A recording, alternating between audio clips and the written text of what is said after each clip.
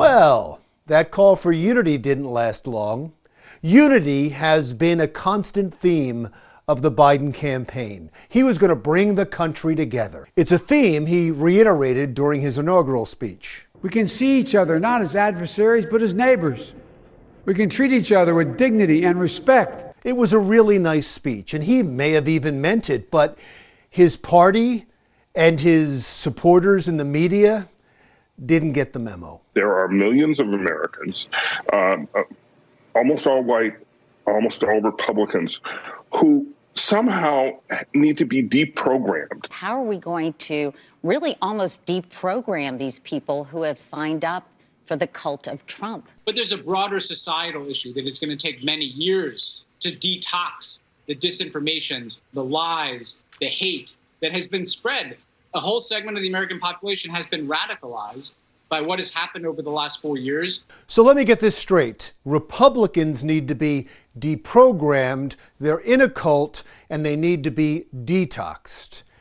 And these aren't just some wackos on the internet talking. That's a Pulitzer Prize-winning columnist, a former network anchor, and a former national security advisor. This is all dangerously Orwellian. The fact that after a presidential election, it has now become mainstream to say that 75 million people who voted for Donald Trump need to be deprogrammed, need to be detoxed, as if it's not just a difference of opinion or a difference of ideology, but there is something mentally unstable about them that needs to be fixed. Does that sound like a unifying message to you? No, of course it doesn't, and neither does moving forward with a trial in the Senate against a former president, Donald Trump, who has already left office.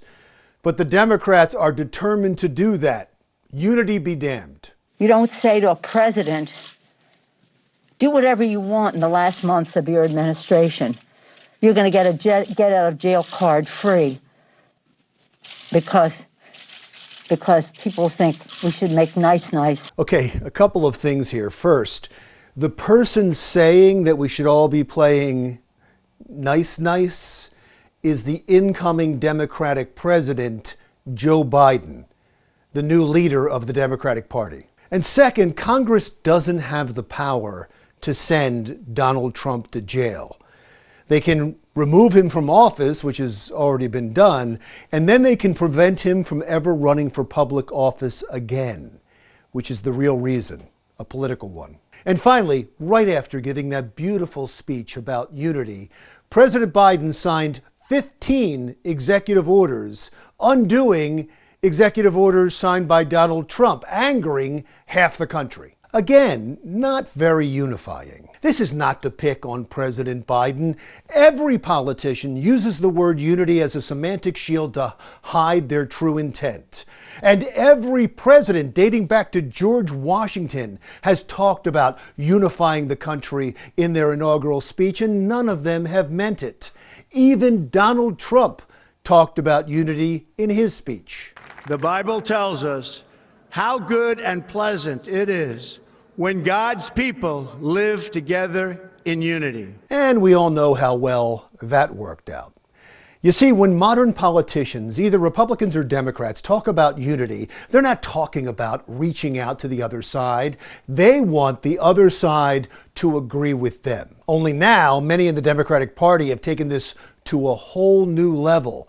They apparently want the other side deprogrammed so that everybody is in agreement. I'm Larry Mendte. We'll talk again soon.